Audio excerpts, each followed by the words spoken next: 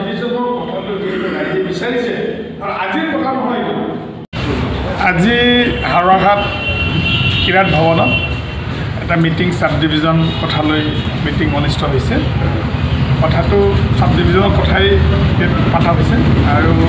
বিশেষকৈ মাননীয় CM ডাঙৰীয়া ডক্টৰ তুলিৰাম ৰংহাং তেখেতে সদৌ কাৰ্বি আংলঙত ৰাইজৰ উন্নতিৰ দুখ সুখ বাবে ইতিমধ্যে ইণ্টাৰেকশ্যনৰ প্ৰগ্ৰাম প্ৰত্যেকটো সমষ্টিত তেখেতে পাতি আছে সেই তেনেকৈ আমাৰ হাওৰাঘাটতো এটা মিটিং অনুষ্ঠিত হৈছিলে পাব্লিক মিটিঙত তেখেতে হাওৰাঘাট সাব ডিভিজনৰ কথাটো উল্লেখ কৰিছিলে তাত ৰাইজক আহ্বান কৰিছিলে যে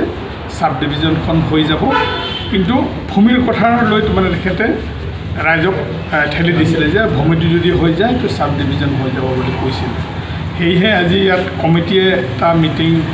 অনুষ্ঠিত কৰিছে সেই মিটিঙত মানে CM ছাৰে যিটো ভূমিৰ কথা কৈছে সেই ভূমিৰ কথাটো সমাধানৰ কাৰণে আজি আমি ইয়াত বহিছোঁ এতিয়া ইতিমধ্যে কমিটিৰ ওচৰত ভূমি উপস্থাপন হৈছে এই ভূমি গোটেই কথাটো লৈ আমি আমাৰ মাননীয় MLA দৰসিং ৰংহাং ডাঙৰীয়াৰ লগত বহি আৰু তেখেতে আমাক ডেলিগেশ্যন কৰি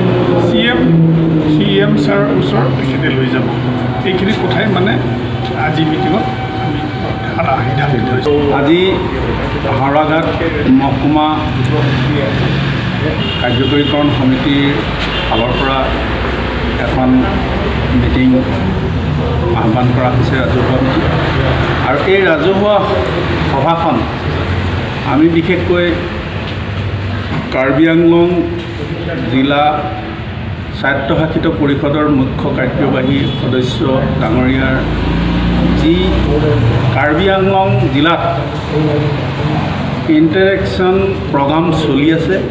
আৰু তেখেতে আমাৰ নিচেই কাষতে এখন সভাত বক্তব্য দাঙি ধৰিছে যে হাওৰাঘাট মহকুমাৰ কাৰণে যিখিনি মাটিৰ প্ৰয়োজন সেই মাটিখিনি যদি সুবিধা কৰি দিব পাৰে তেতিয়াহ'লে হাওৰাঘাটতে মহকুমা কাৰ্যালয় স্থাপন কৰা হ'ব বুলি তেখেতে এটা আশ্বাস দিছে আৰু ইয়াৰ কাৰণে যিখিনি আমাৰ আলোচনাৰ প্ৰয়োজন আছে আমি আজি প্ৰাক্তন কাৰ্যবাহী সদস্য ৰংপি ডাঙৰীয়া আৰু আমাৰ হাওৰাঘাট বিধানসভা সমষ্টিৰ বিধায়ক মাননীয় দৰসিং ডাঙৰীয়া দেৱক লগত লৈ আমি মাননীয়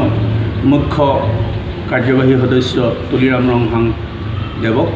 আমি লগ কৰি পেলাই আৰু নিশ্চয় আমি আশা ৰাখিছোঁ আমাৰ